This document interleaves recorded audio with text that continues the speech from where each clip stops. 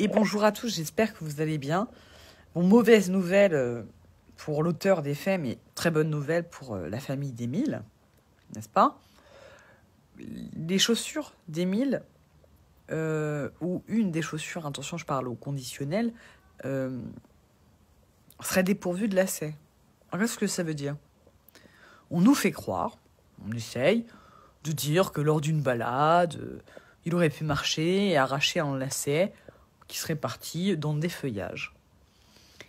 Bon, la réalité, c'est comme je vous l'ai dit. Moi, je pense que cet enfant, il a été enlevé, qu'il y a eu une grande barbarie dessus. Donc la question est la suivante que je soulève, et j'ai le droit de la soulever, c'est l'auteur a-t-il enlevé les lacets pour détruire l'arme du crime? Parce que ça, c'est facile, hein. Effectivement. C'est très souvent, c'est un mode opératoire qui est très facile sur un enfant, hein. Provoquer un étouffement, par exemple. C'est horrible, hein, ce que je dis, mais je le souligne.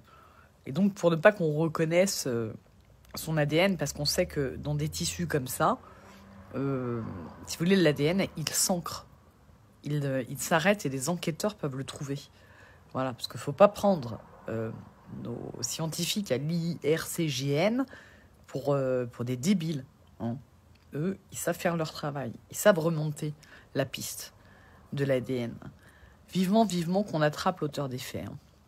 Enfin, en tous les cas, ce personnage sans scrupules. Mais moi, je vous avais dit qu'on retrouverait le corps d'Émile. C'est écrit un peu plus bas. Et je vous avais dit aussi que la personne, elle serait démasquée, qu'elle irait en prison.